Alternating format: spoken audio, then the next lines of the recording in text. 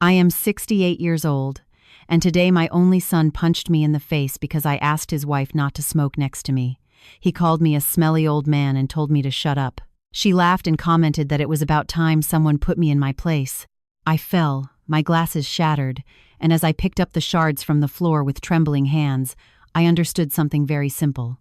For 15 years, I endured humiliation because I believed that was what family meant. For 15 years, I kept silent about what I owned. For 15 years, my son didn't even suspect what I really had, nor who had been behaving like a true father to him all that time. But 15 minutes after that blow, I made a phone call, and everything changed forever. My son was convinced that I was a helpless old man hanging around his neck. He was wrong. Before continuing, I invite you to subscribe to the channel, leave a like, and write in the comments which state or country you are watching us from. This helps these stories reach more people enormously. Now, let's get back to the story. The kitchen smelled of homemade beef broth and pan-seared steaks because Arthur Sterling had been cooking since the early hours of the morning, just as he had done every day for the past 15 years. He stood at the sink, washing dishes and looking out the window at the November backyard, where the wind was dragging the last yellow leaves across the wet asphalt. He thought about how winter would arrive soon, and it would be time to get the heavy coats down from the attic closet. The water was very hot, almost scalding, but he liked it that way because the heat soothed his old hands, which had been aching more and more at night in recent years. Behind his back, the click of a lighter was heard, and Arthur smelled the cigarette smoke even before turning around. Caroline, his daughter-in-law, was sitting at the kitchen table with one leg crossed over the other, smoking and flicking the ash directly into her half-finished cup of tea. She was 39 years old and possessed a cold beauty, the kind that doesn't warm you, but cuts you. She had never tried to hide what she felt for her father-in-law. To her, Arthur was like an old piece of furniture, something outdated and useless that should have been thrown out on the street a long time ago. Arthur felt his chest tighten. Asthma had tormented him for 15 years, ever since the death of Eleanor, his wife. The doctors told him it was partly psychosomatic, that sometimes grief settles in the lungs and doesn't let you breathe. He took his inhaler out of the pocket of his lounge pants, showed it to Caroline, and spoke in the softest voice he could muster, trying not to sound demanding or accusatory. "Carrie, please, could you smoke on the balcony? I have asthma. It's very hard for me to breathe when people smoke nearby. I'm not demanding anything, I'm just asking you." Caroline didn't even turn her head toward him. She inhaled deeper, exhaled the smoke toward the ceiling, and replied with that special tone of absolute contempt that Arthur had been hearing for years. "This is my kitchen too. If you don't like it, you get out." Arthur wanted to answer. He wanted to remind her that wasn't exactly true, that legally the kitchen and the entire condo were his. But he fell silent, as he always did. He turned back to the sink and continued washing dishes, trying to take shallow breaths to avoid coughing, trying to be invisible. At that moment, David entered the kitchen, his son, his only son, his flesh and blood, the boy he had raised, educated, and supported. David was 42 years old, worked as a project manager at a construction firm, and in recent years, he reminded Arthur more and more of someone carrying a huge weight on their shoulders, but refusing to admit that the weight exists. That morning, David had already woken up in a bad mood. There were problems at work. The boss was applying pressure. Caroline was demanding a new car, and life in general seemed deeply unfair to him, especially regarding himself. David managed to hear his father's last words and stopped in the doorframe. His face distorted into an expression Arthur knew too well. It was that grimace of irritation that, in recent years, so easily turned into rage. "Are you at it again?" asked David, and there was so much poison in his voice that Arthur instinctively hunched his shoulders. "Always your drama with the asthma. Every day, it's the same. Caroline has the right to smoke in her own house." "Son, I only asked her to," Arthur began, but he didn't get to finish the sentence. Something broke inside David, like a fuse blowing. He took a step toward his father with his face unhinged. Arthur saw the scene as if in slow motion, his son's hand rising, the fist closing, the blow approaching. He didn't have time to step aside or raise his hands to protect himself. "Shut up!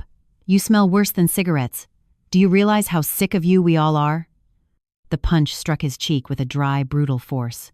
Arthur was thrown backward, hit his hip against the edge of the sink, and fell to the floor. His glasses flew off, hit the table leg, and the lenses shattered on the tiles with a soft tinkle. The pain in his face was sharp and intense, but even more piercing was another pain, the one that stabbed deeper inside, where the heart is supposed to be. Caroline laughed.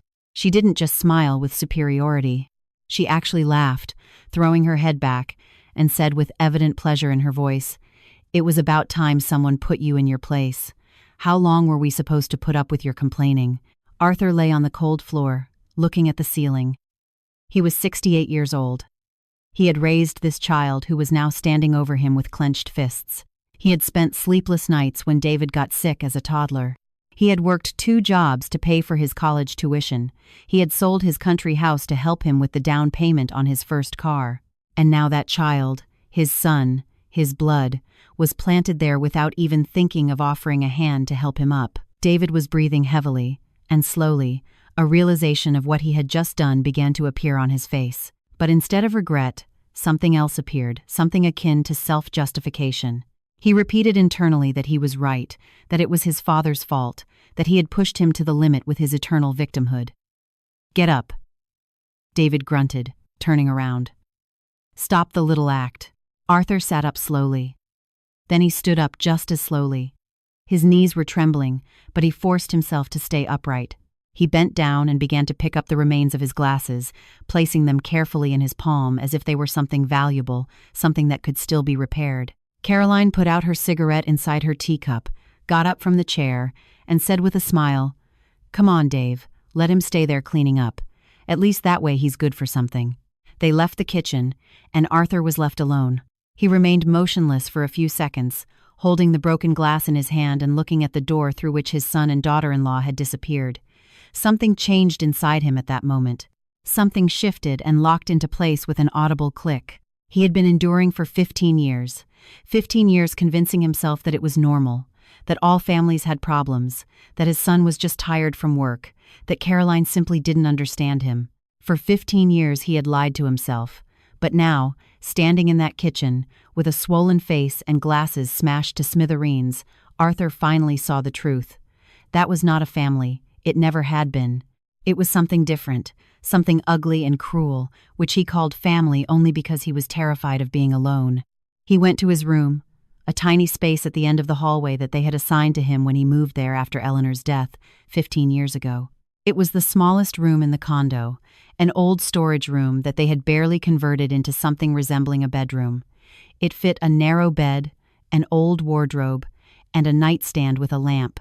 On the wall hung a single photo of Eleanor, his late wife, who looked at him with a soft smile, as if she wanted to tell him something important. Arthur sat on the bed and stayed like that, sitting, staring fixedly at the wall. He felt his cheek throbbing and noticed the bruise starting to form. Tomorrow it will show, he thought with detachment. The neighbors would see it, they would ask. He would have to lie and say he fell, like always. Then he remembered something, a business card he had received 3 months earlier from a young attorney who had come to the building for a matter regarding a neighbor's inheritance.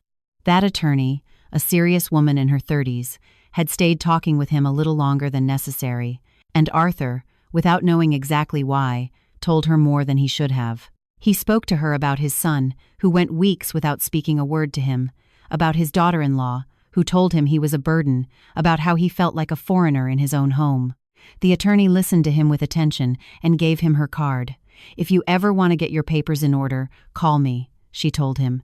"Sometimes organizing documents helps to organize life." Arthur took that card out of the nightstand drawer where it had been all those months and looked at it with his nearsighted eyes. Without glasses, the letters blurred, but he already knew the number by heart. He had spent weeks looking at it every night before sleeping, thinking that someday he would call. That day had arrived. He took out his old flip phone, the one David called a museum piece, and always told him to throw away, and dialed the number. The ringing tones seemed too loud in the silence of the room. Ross and Associates. "Good morning," a female voice answered on the other end. "Good morning," Arthur said. His own voice sounded strange to him, serene and firm, as if it belonged to another person. "This is Arthur Sterling. You gave me a card 3 months ago. Do you remember?" There was a brief pause, and on the other end, the tone became warmer.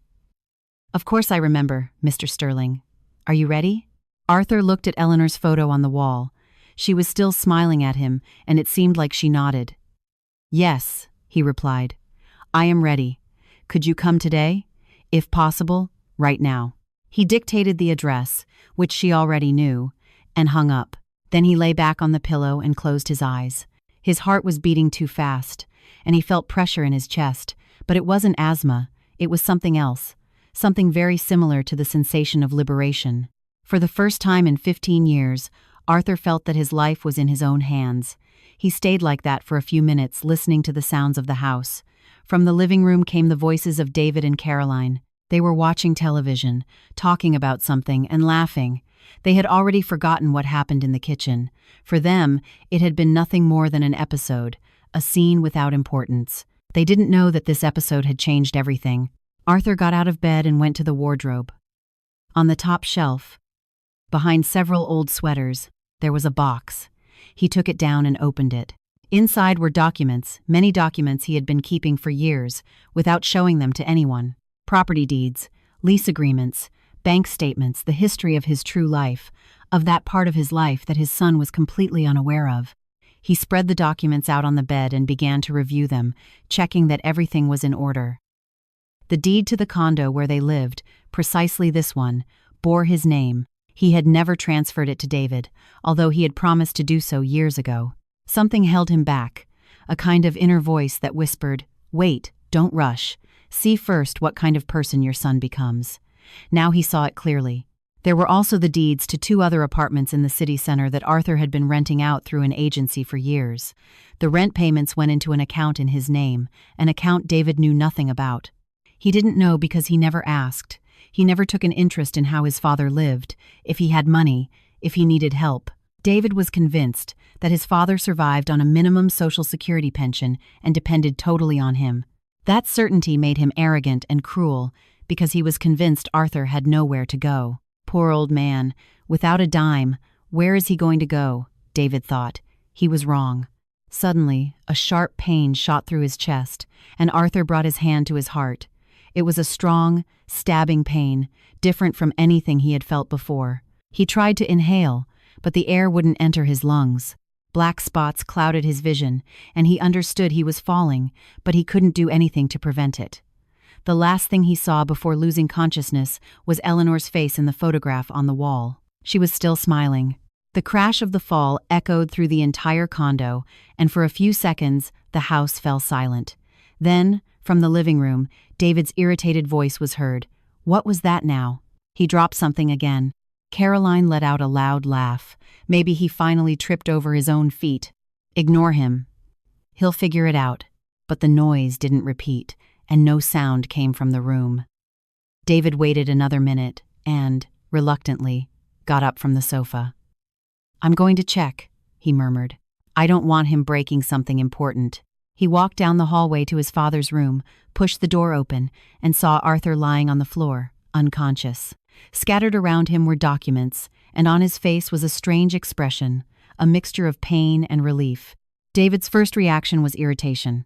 Theater again, he thought, seeking attention again, but he immediately realized that his father's chest wasn't moving, or was moving so little it was barely noticeable, and something cold stirred inside him. "Dad," he called cautiously.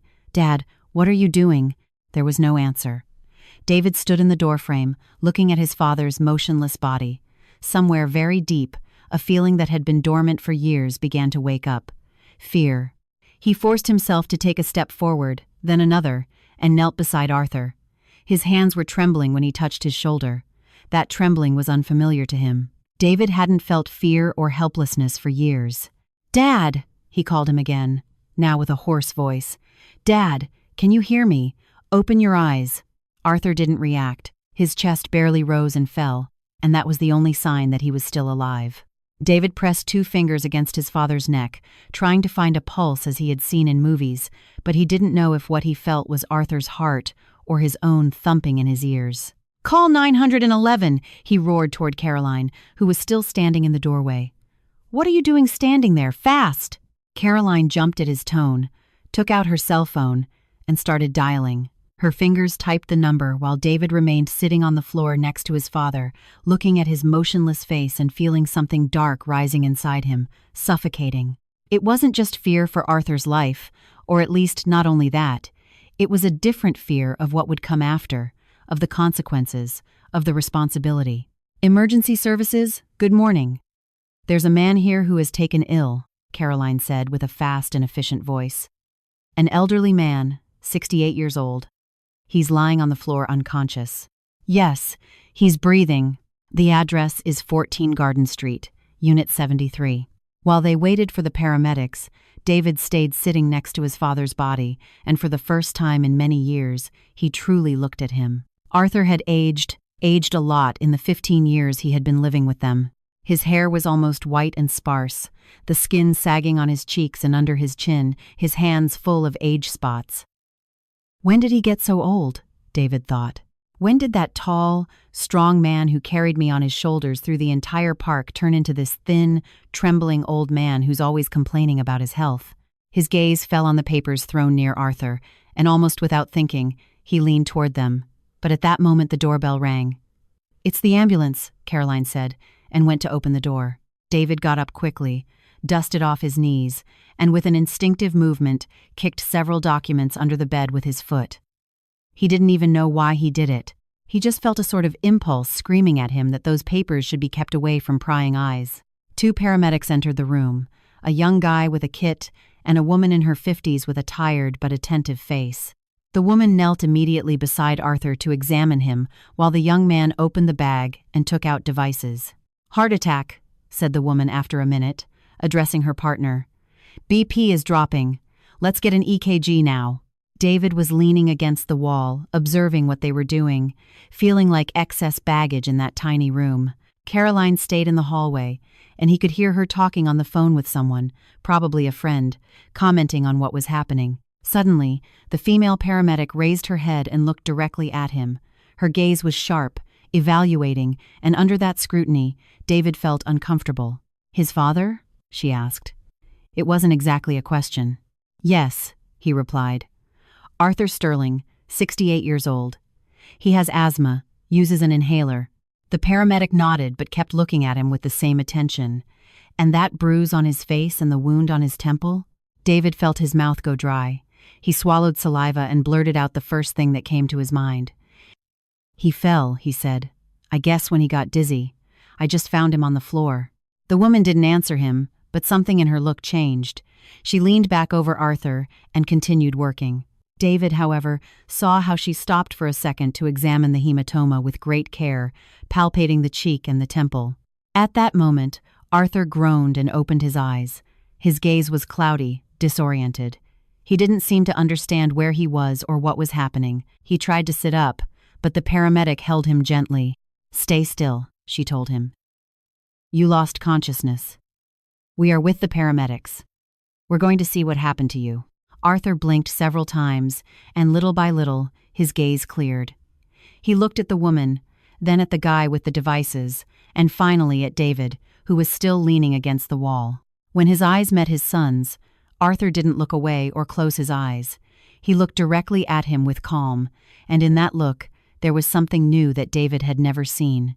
"How do you feel?" asked the paramedic. "Can you tell me what happened?"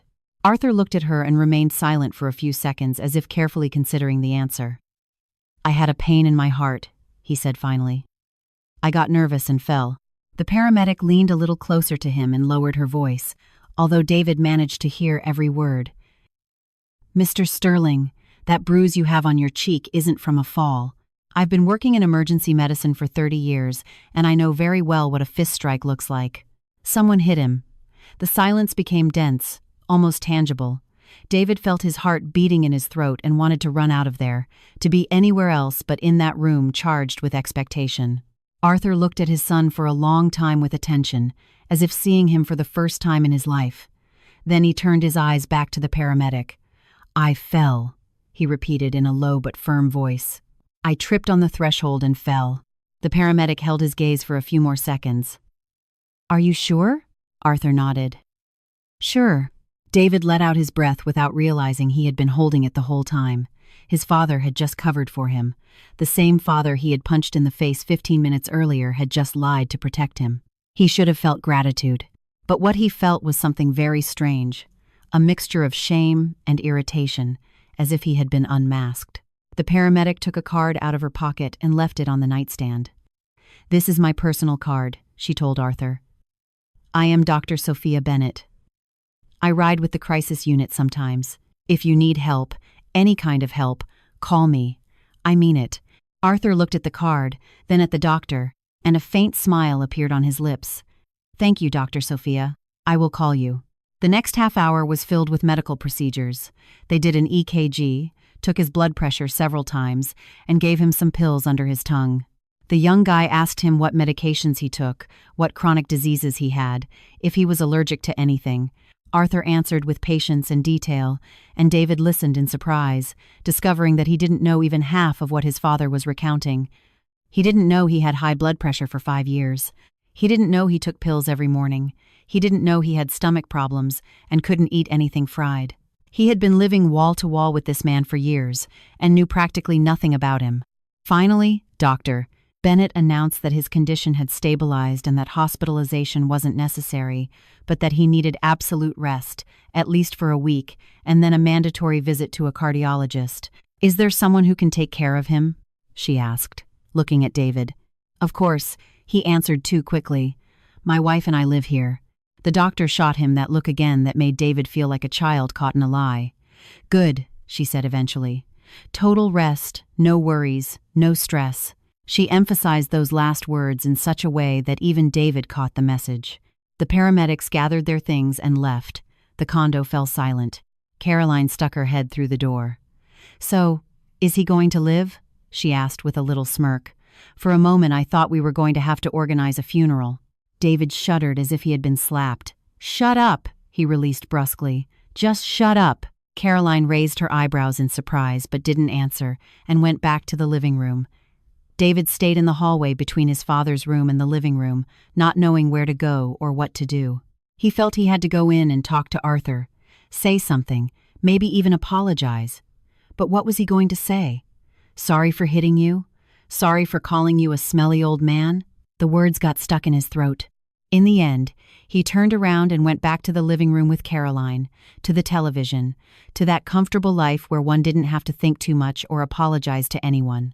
Arthur was lying on his bed listening to his son's footsteps fading away. It didn't surprise him that David didn't come in to see him. It didn't hurt him especially. 15 years were enough to learn not to expect affection or care or even basic manners from his son. He turned his head and looked at the nightstand. Next to Dr. Bennett's card was the other one, the one from the attorney Catherine Ross. Arthur remembered he had called her before collapsing. She had told him she would come as soon as possible. She was probably about to arrive. He sat up slowly, overcoming the weakness and slight dizziness left by the heart attack. The documents he had scattered before the attack were now partly on the floor, partly on the bed. He began to pick them up, making sure everything was still there. The deed to the condo where they lived, the deeds to the 2 apartments downtown, the lease agreements, the bank statement, everything was in order. All his real life, the one he had kept hidden from his son and daughter-in-law, remained intact. Arthur looked at Eleanor's photo on the wall. "I should have done this a long time ago," he murmured, speaking to her. "You always said I was too soft, that I let David walk all over me. You were right." Eleanor smiled at him from the photograph, and he thought he saw a glint of approval in her eyes.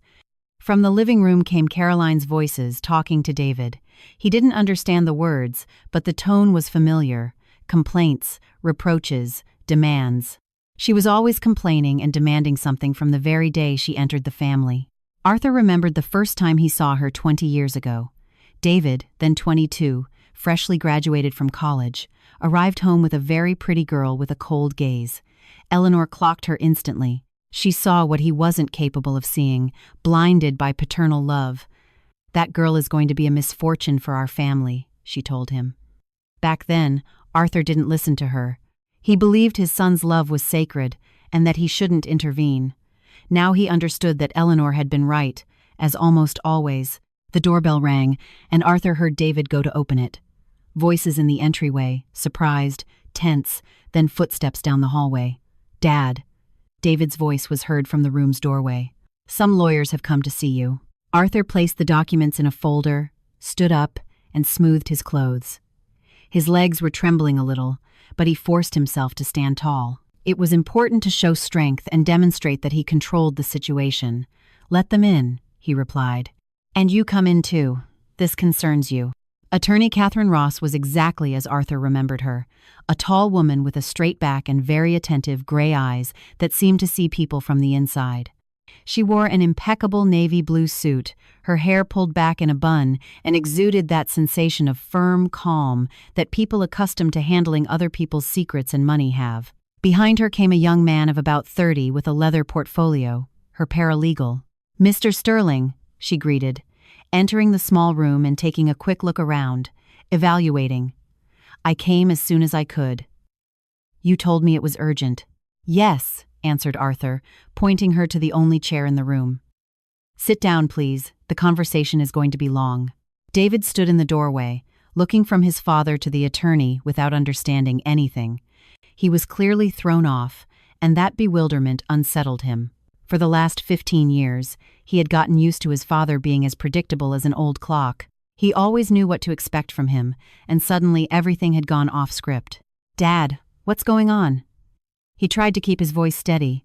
"Why do you want a lawyer if you almost died just now?" Arthur looked at him, and in that look, there was neither rage nor resentment, only the deep exhaustion of someone who has carried too much weight for too long and finally decides to let it go. "Precisely because of that, son," he answered.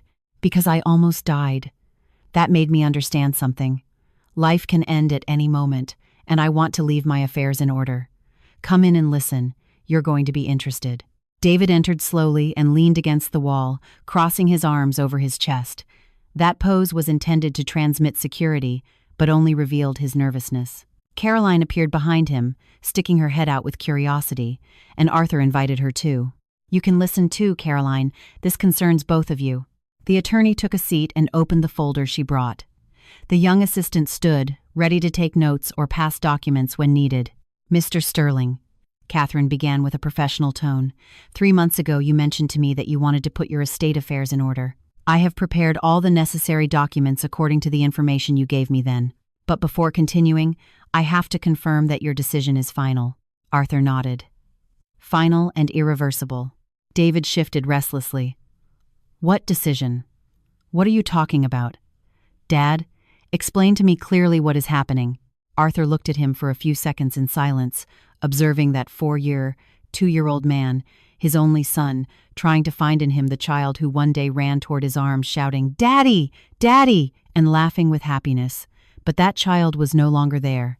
In his place was a stranger with a hard face and cold gaze, the same one who 2 hours earlier had hit him in the face and called him a smelly old man. "I'll explain now," he said finally. "Sit down. This isn't going to be easy to hear." Since there was nowhere to sit, David remained leaning against the wall. Caroline pressed against him, putting her hand on his shoulder in a gesture of silent support.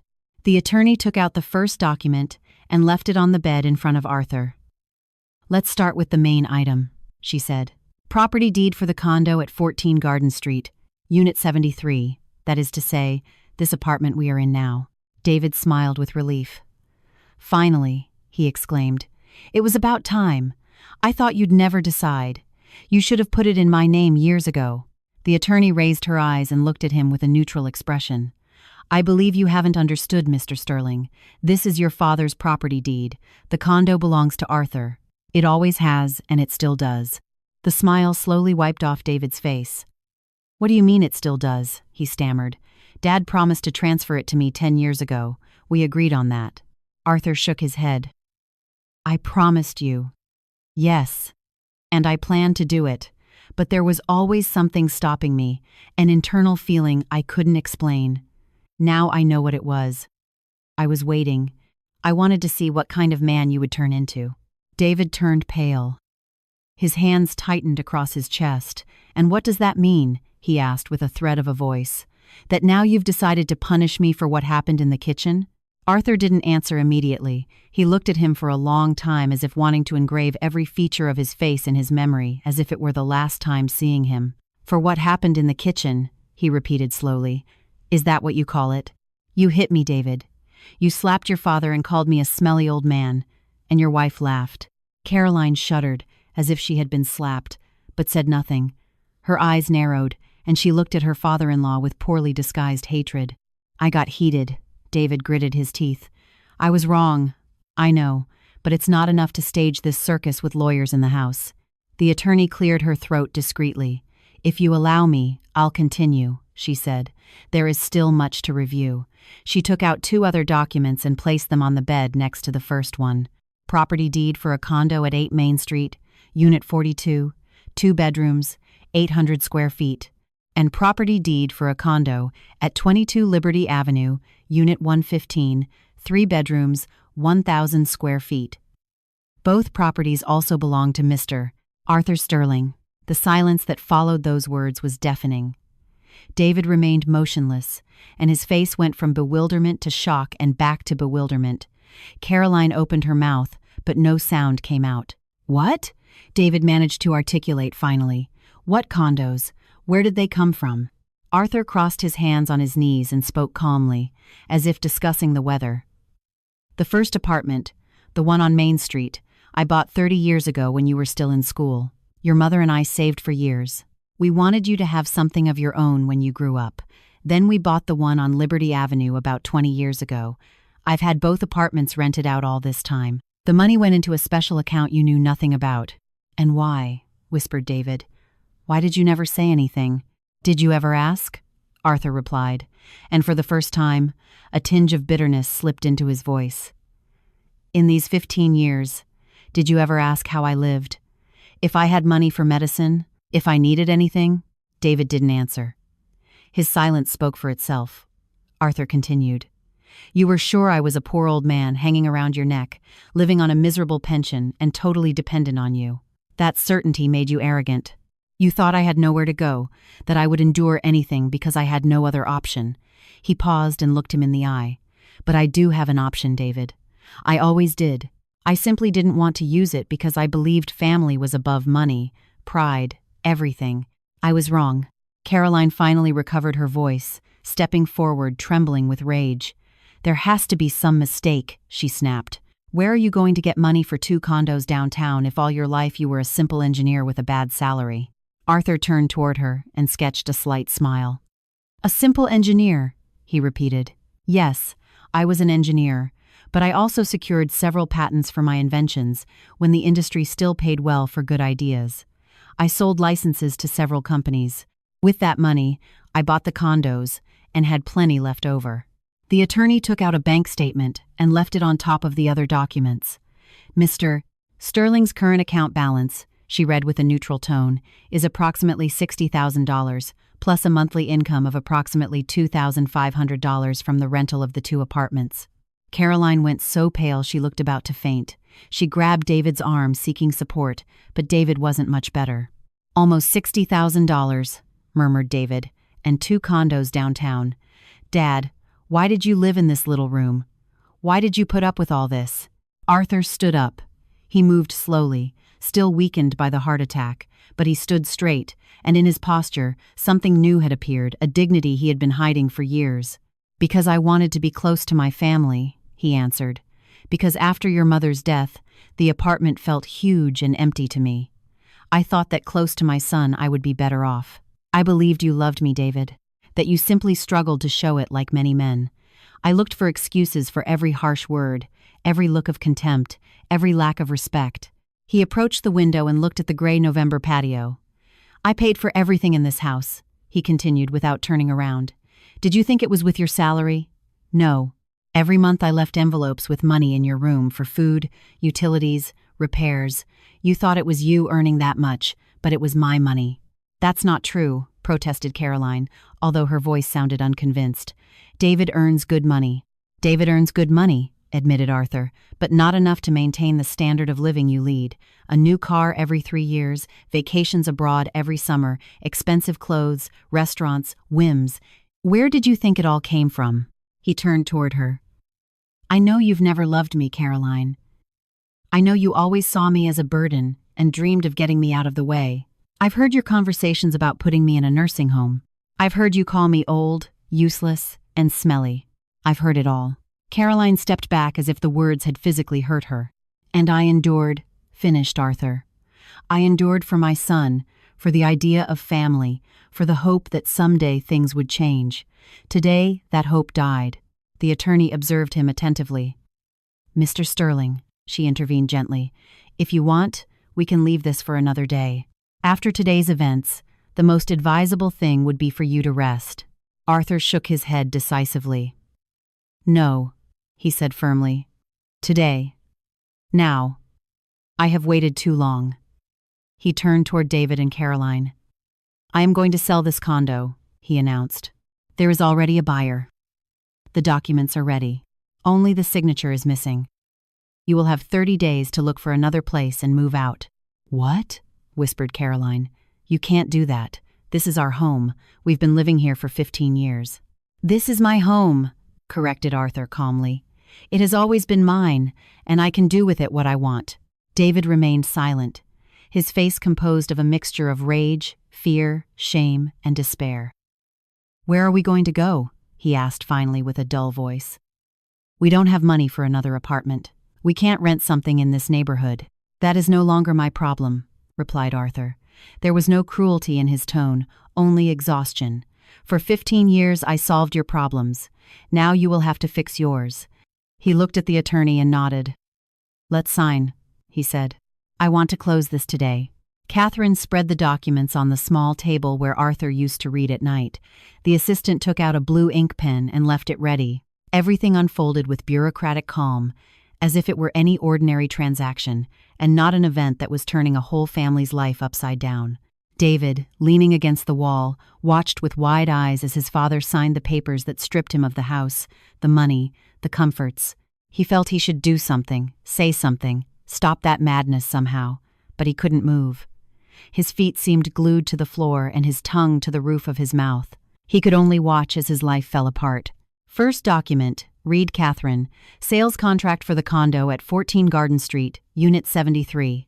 Buyer, Ignatius Beltran, investor, willing to close the purchase within 1 week of the signing of this preliminary contract. Transaction amount, $180,000. Caroline let out a whimper that sounded like the moan of a wounded animal. $180,000.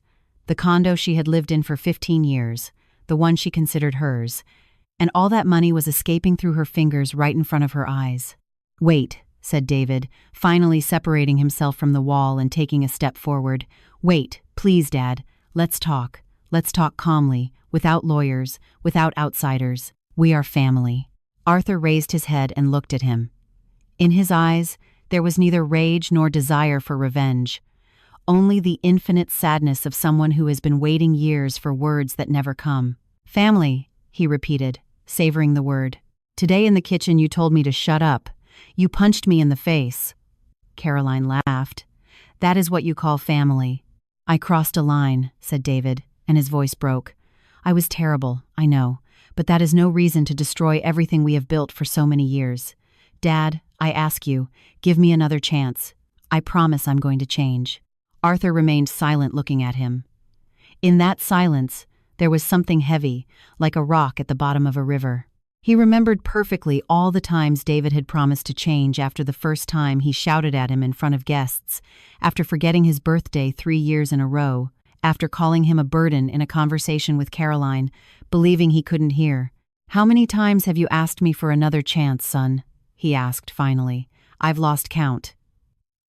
And each time I believed you, because I wanted to believe you, because you are my son, my blood. I have loved you more than anything in this world. He got up and approached David, stopping a step away from him. Father and son stood face to face, separated by an abyss of 15 years of unspoken reproaches and unshed tears. But today you crossed a line, continued Arthur, and not because you hit me. The blow is just a consequence. What broke me was seeing the contempt in your eyes, the contempt toward the man who gave you life. And I understood that I had been deceiving myself. Dad, whispered David with eyes full of tears. Dad, please. Caroline interposed, pushing him aside with her shoulder. Her face was unhinged by a mixture of fear and anger. You have no right, she spat. We have spent 15 years taking care of you, putting up with your illnesses, your complaints, your constant presence in our house. We deserve that condo. You owe it to us. Catherine raised an eyebrow but remained silent. The assistant took a step back, trying to disappear. Arthur looked at his daughter-in-law, and in his expression, there was neither hate nor contempt.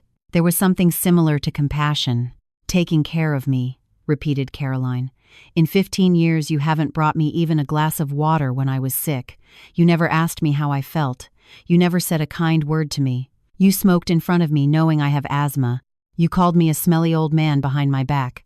You talked with your friends about when I would finally die to leave the room free for you." Caroline opened her mouth to protest, but Arthur raised his hand to stop her. "I've heard everything," he said. "The walls here are thin, and despite what you believe, I still hear quite well. I heard every single thing you said about me, and I stayed silent because I had the hope that you would get over it, that you would end up getting used to me, accepting me as part of the family. It wasn't like that. Nor will it ever be." Caroline turned toward David, seeking support. "Dave, say something. He's your father. Talk to him." David raised his head and looked at her, and in his eyes shone something new, a bitter lucidity. "What do you want me to say?" he replied in a low voice. "That he's not right?" "But he is right, Caroline. About everything." He looked back at Arthur. "I didn't know you listened to everything," he admitted. "I thought you locked yourself in your room and didn't notice anything. You believed." He stopped, unable to continue. Arthur nodded slowly. "You believed I was a senile old man who doesn't realize anything anymore," he said. "That hurts too, son. It hurts a lot." Catherine cleared her throat again delicately. "Mr. Sterling, if you want, we can take a break." "No," he interrupted firmly. "No breaks. Let's continue." He went back to the bed, took the first document, and reviewed every line, every figure, every word. Then he grabbed the pen and signed at the bottom of the page with clear and firm handwriting, without hesitation. Caroline stifled a scream, as if that signature had caused her physical pain. "No, you can't," she sobbed. "This is our house." She lunged toward the bed, trying to snatch the paper from him, but the attorney's assistant was faster. He held her hand gently but firmly and moved her away. "Please, calm down," he said. "Any pressure or aggression toward the participants can be considered coercion and have legal consequences." Caroline yanked her hand back and stepped back, breathing agitatedly. Her eyes sparked, but she kept silent, aware that the game was lost. Arthur signed the second document, then the third. The attorney stamped her seal on each sheet, and the dull thud of the stamp on the paper resonated in the room like a hammer blow. David remained motionless, watching as his father's signatures snatched away the house, the money, the comforts. He knew he should intervene, say something, but he couldn't. He merely watched as his life crumbled. "Last document," announced Catherine, placing another paper in front of Arthur. "Change of address request. Starting today, you will be registered at the apartment at 8 Main Street, Unit 42. Arthur signed that one too. "Done," he said, leaving the pen. "It's finished." He stood up and looked at his son and daughter-in-law. They were next to each other, but a crack seemed to have opened between them. Caroline looked at David with reproach, as if it were all his fault. David looked at the floor, unable to raise his eyes. "You have 30 days, said Arthur. "Find another place and leave. The buyer is willing to wait that long." "Dad," whispered David, "where are we going to go? We don't have money to rent something decent. We haven't saved. We won't be able to." His voice broke. Arthur looked at him, and something resembling pity moved in his chest. After all, he was still his son, the boy he had rocked in his arms, to whom he had sung lullabies, whom he had taught to ride a bike. But that boy had been lost a long time ago. "You are a grown man, David," he said finally. "It is about time you learn to solve your own problems. I have been doing it for you for too long." He turned toward the attorney. "Thank you, Miss Ross. I appreciate your help very much." Catherine gathered the documents, put them in the folder, and stood up. "That is what we are here for," she replied. "If you need anything else, you know where to find me." She headed toward the door, and her assistant followed. Before leaving the room, she stopped and looked at Arthur. "You have done the right thing," she told him in a low voice, "only for him. Do not doubt it." Arthur nodded, and she left. The front door closed, and the condo fell silent again. Caroline was the first to speak. She turned toward David with her face distorted by rage. "This is all your fault," she spat, "because of your macho act in the kitchen. If you hadn't hit him, none of this would have happened. We have lost everything because of you." David raised his head and looked at her. In his eyes, there was something new, a painful clarity. "Because of me," he repeated slowly. "Yes, surely, because of me. But you laughed too, Caroline. You said it was about time someone put him in his place. You were happy when I hit my father." She opened her mouth to reply but couldn't find words. She stood planted in the middle of the room, opening and closing her mouth like a fish out of water. Arthur watched them with a strange expression, a mixture of sadness and relief. Finally, he saw his son as he was, a weak man who had allowed his wife to manage his life, a coward who hadn't been capable of defending his own father, but also someone in whom, despite everything, a remnant of conscience still remained. "David," said Arthur with a softer voice, "I am not doing this for revenge. I am doing it because I have no other exit. If I stay here, you will continue treating me the same. You will scream at me. You will insult me. Maybe you'll hit me again. And one day my heart won't take it." He paused and looked him in the eye. "I want to live, son. I'm 68 years old, but I am not ready to die yet, and to live, I have to leave here. It is the only way." David listened, and his face was changing. Rage and offense gave way to something different, hard and unpleasant understanding. "Do you really think I could hit you again?" he whispered. Arthur didn't answer, and his silence weighed more than any word. Caroline huffed with contempt. "Enough with the comedies," she said to David. "Let's go. We don't have to endure this crazy old man humiliating us. He's going to regret what he is doing." She turned around and left the room, stomping her heels with force. A few seconds later, a bang was heard from the master bedroom. She had thrown something against the wall. David didn't move. He continued looking at his father with tears shining in his eyes. "Dad," he said with a trembling voice, "I know I don't deserve forgiveness. I know I have behaved like a scumbag all these years, but I want you to know something. In my weird and twisted way, I loved you. I didn't know how to show it." Arthur looked at him in silence and then approached, putting his hand on his shoulder. "I know, son," he replied in a low voice. "I love you too. That's exactly why it hurts so much." They stayed like that for a few seconds, united by physical contact and separated by an abyss. Then, Arthur withdrew his hand and took a step back. "You have to make a decision, David," he said. "What life do you want, and with whom do you want to live it? I am not going to tell you what to do. You are an adult, but think about it well. What happened today can be a turning point, or it might change nothing. You decide." David nodded, unable to speak. He turned around and left the room, leaving his father alone. Arthur went back to the window. Outside, the streetlights were already on, and their yellow light reflected in the puddles on the asphalt. He felt empty, as if all the air had been sucked out of him. What he had been accumulating inside for 15 years had finally come out, and now he didn't know what to do with that sort of inner hollow. On the nightstand was Dr. Sophia Bennett's card. Arthur took it and stared at the name, the well-defined letters. Then he took out his cell phone and dialed the number. The next morning dawned cold and clear, as if the world wanted to give Arthur a sign that he had made the right decision. The sun flooded his small room with golden light, and dust motes danced in the air like tiny ballerinas on an invisible stage. He woke up early, before 6, and stayed lying down for a while, looking at the ceiling and listening to the silence of the house. On the other side of the wall, everything was quiet. At that hour, normally, Caroline was already making noise in the kitchen and talking loudly on the phone with her friends, without worrying about waking anyone. But that day, nothing was heard. It seemed as if the entire apartment had emptied out, as if what happened the day before had sucked all the life out of the place. Arthur got up slowly, overcoming the slight dizziness that still reminded him of the heart attack. The doctor had recommended rest and no nerves, but he knew that this would be one of the most difficult days of his life, the day he would cross the door of that condo for the last time. He opened the wardrobe and took out an old suitcase, the same one he and Eleanor had taken on their honeymoon 45 years ago. It was worn and faded, but it remained resilient, just like him, who had survived so many things and was still standing. He opened it and began to pack his things, choosing with care what he wanted to take to his new life. The first thing he did was take down Eleanor's photo from the wall and wrap it very carefully in a soft sweater so it wouldn't break during the move. Eleanor looked at him from the image with her affectionate eyes, and Arthur had the sensation that she nodded, as if saying, "Finally you dare. Finally you do what you should have done years ago." Then he folded some shirts, a pair of trousers, a coat, and the thick sweater Eleanor had knitted for him shortly before dying.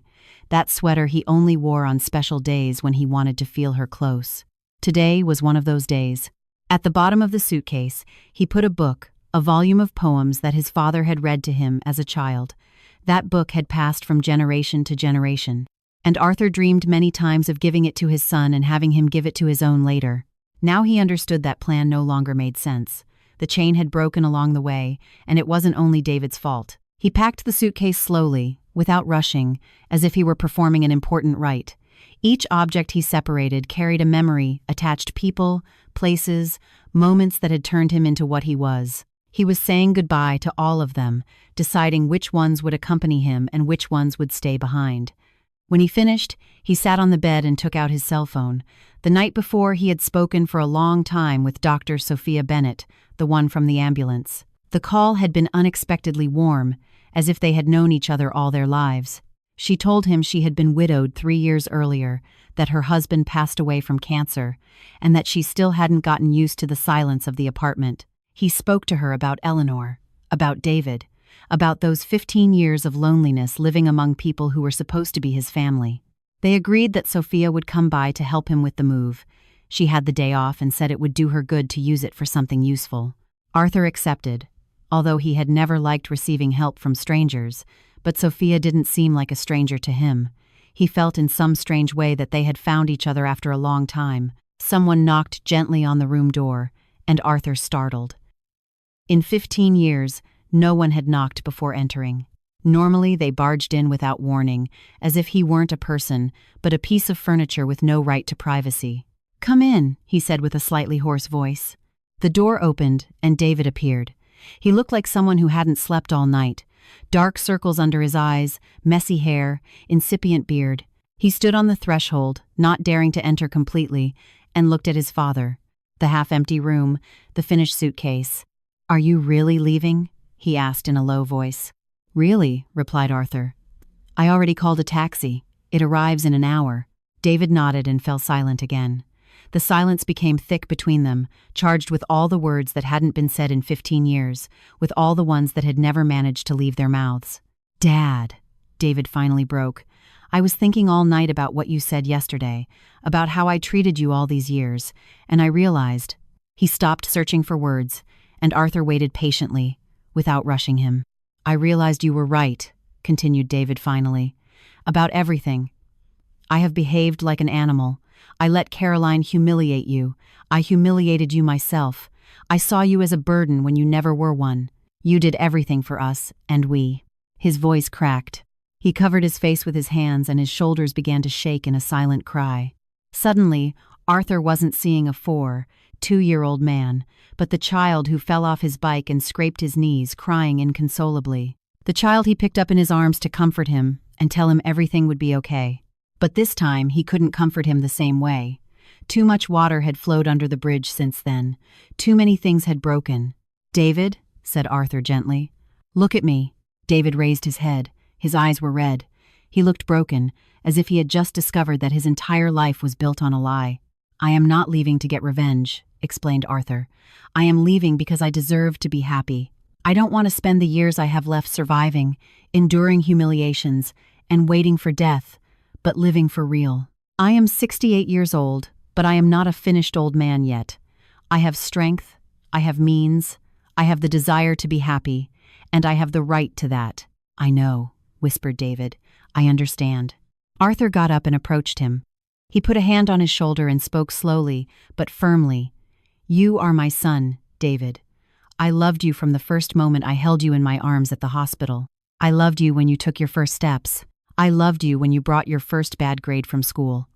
I loved you even when you hurt me. That affection is not going to disappear. It will be with me until the last day." He paused and looked him in the eye. But loving someone doesn't mean putting up with everything. It doesn't mean giving up your dignity, your health, your life for people who don't value that sacrifice. For years, I confused love with self-destruction. Enough. David listened to him and nodded little by little, as if every word were fitting into place inside him. "What do I do now, Dad?" he asked finally. "How am I supposed to move on?" Arthur sighed and looked out the window. The patio was bathed in early morning sun. "I can't tell you that, son," he replied. "You are 42 years old. It is about time to make your own decisions and accept their consequences. But if you want advice," he turned toward him, "think about what life you want and with whom you want to live it. Caroline isn't a bad person at her core, but with you, she brings out the worst in you. Beside her, you turn into someone you don't want to be. I am not telling you to leave her. That decision is yours, but ask yourself if you are happy, truly happy, not simply accustomed." David kept silent, and Arthur knew by that silence what the answer was. No, he wasn't happy. He had probably spent years without being so, but he didn't dare admit it even to himself. From the hallway came footsteps, and Caroline appeared in the doorway. She was dressed and made up as if she were going out, and on her face, the icy contempt of always could be read. "What are you doing here?" She snapped at David. "Why do you come to humiliate yourself in front of him? He kicks us out on the street, and here you are, whining like a child." David stood up slowly and looked at her. In his eyes shone that new firmness Arthur had never seen in him. "I am talking to my father," he said calmly, but with a tone that admitted no reply. "And that isn't lowering oneself. That is called being a son." Caroline opened her mouth to protest, but David raised his hand to cut her off. "Wait for me in our room," he ordered. "We have to talk about many things." Caroline looked at him as if she didn't recognize him, then huffed with contempt and left, striking the floor with her heels. David turned back toward Arthur and sketched a sad smile. "First step," he said. "Tiny, but a step nonetheless." Arthur nodded and felt something warm open in his chest. It was hope, small, fragile, but hope that his son could still change. At that moment the cell phone rang. Arthur looked at the screen, an unknown number, although he intuited who it was. "Yes," answered Arthur. "It's Sophia," sounded the doctor's soft voice. "I am already downstairs at the building entrance. The taxi has also arrived. Are you ready?" Arthur looked at the suitcase, the almost empty walls, at his son by the door. "Yes," he said. "I am ready. I'll be down in 5 minutes." He hung up and grabbed the suitcase. David took a step and took it from his hand without saying anything, as if he wanted to help in some way, even if it were in something minimal, to compensate for a part of what he had done. They left the room and walked down the hallway toward the entrance door. Arthur walked slowly, looking for the last time at that condo where he had spent 15 years. The kitchen where he had cooked for a family that didn't value him. The living room where he sat in a corner while the others watched television pretending he didn't exist. The hallway he had walked thousands of times trying not to bother anyone. He knew he wouldn't miss that place for a second. Next to the door, he stopped and turned toward David. Father and son stood face to face. The abyss between them was no longer as deep as the day before. It still existed, but between the two shores, a flimsy, unstable bridge began to be drawn, but a bridge nonetheless. "Dad," stammered David with a broken voice, "I don't know what to say to you. Forgive me for everything." Arthur looked at him for a long time and then did something he hadn't done for years. He hugged him. He hugged him with force, with that fatherly hug that calms childhood fears. David went rigid for a moment and then hugged him back, and his shoulders shook again in a silent cry. "A son isn't who is born," Arthur whispered in his ear. "A son is who loves. Try to be that son, David. It is not too late yet." He separated slowly and took an envelope out of his coat pocket. He left it on the small shelf next to the door. "Here you have the attorney's address and some documents," he said. "I have left you exactly the same amount of affection you gave me in these years." David looked at the envelope, but didn't pick it up. He intuited what was inside and was afraid to check. Arthur opened the door and went out to the landing. Before going down, he turned for the last time. "Goodbye, son," he said, "or maybe see you later. That depends on you." He began to go down the stairs. His steps echoed in the stairwell. With every step, he felt something very heavy detach from his shoulders, how the air became lighter, how his chest opened, and breathing became easier. Downstairs, at the entrance, Sophia was waiting for him. She was next to a yellow taxi, smiling. Her smile was warm and sincere, like the sun flooding the patio. She wore a simple beige coat and a light scarf, and to Arthur's eyes, she looked exactly like a woman one would like to spend the rest of their life with. Arthur left the vestibule and stopped an instant looking at her. She took a step toward him and took his hand naturally, as if she had done it 1,000 times. "Ready?" she asked. Arthur looked at the building where he had spent 15 years, the windows on the 3rd floor where all his past remained, the window of the neighbor across the way, Mrs. Teresa, who waved goodbye with her hand. "Ready," he replied, smiling. They got into the taxi and the car started. Arthur watched through the window, the streets passing by, the people walking quickly, the bare trees waiting for winter. And he felt something strange, something he hadn't felt in a long time. He felt alive. Sophia sat next to him holding his hand. She didn't ask questions, didn't demand explanations. She was simply there, and that was enough. "You know?" said Arthur without stopping, looking out the window. "I am 68 years old. Many people my age believe their life is already over, that only sickness, loneliness, and death await them." He turned toward her. "I think they are wrong. I think life can start at any age. You just need to dare to take the first step." Sophia smiled and squeezed his hand. "Home?" she asked. Arthur nodded. Home. The taxi moved away from his past and carried him toward a future chosen by him. And for the first time in many years, Arthur smiled for real. He smiled like someone who has finally found his freedom. In the condo on the 3rd floor, David was standing by the window, watching the taxi disappear down the street. He had in his hand the envelope his father had left in the entrance. He still didn't dare open it. Finally, he broke the seal carefully and looked inside. There was a sheet of paper and something else, something small and hard wrapped in a cloth. He unfolded the cloth and found his father's broken glasses, the same ones that had shattered when he hid him in the kitchen. On the sheet, there were only a few lines written by hand. "This is all you left me in 15 years. Some broken glasses and a broken heart. But a heart can still be glued back together. Try it, son. It is not too late yet." David stayed a long time looking out the window with the broken glasses and the note in his hand. Tears ran down his face and he didn't even bother to wipe them. He thought about who he had been and who he wanted to be, about what he had lost and what he could still recover. Behind his back, a door slam was heard. Caroline was leaving, slamming the door harder than usual. She said something, but David didn't listen to her. He only heard his father's voice resonating in his head. "A son isn't who is born, a son is who loves." And he understood that he still had a chance, small, fragile, but a chance. The chance to become the son he should have been from the beginning. He moved away from the window and headed to the door. He had many things to do, much to change, much to repair. But the first step he had already taken, the most difficult, the most important, acknowledging he had been wrong. Dear viewers, thank you for having arrived with me to the end of this story. Arthur's story isn't just about money or condos. It is the story of someone who understands that it is never too late to change one's life, to choose one's own dignity over the fear of loneliness. It is the story that love does not mean enduring humiliations, and that true family does not always coincide with blood, but with those who treat you with respect and affection. What do you think? Do you believe David will be capable of changing after his father's departure, or will he return to being the same as always? I would love to read your opinions in the comments. If this story touched your heart, if it made you think about something important in your own life, don't forget to leave a like and subscribe to the channel so you don't miss the next stories. Every like and every comment helps enormously for the channel to grow and for us to bring you more tales like this one. Thank you for being there, and see you in the next one.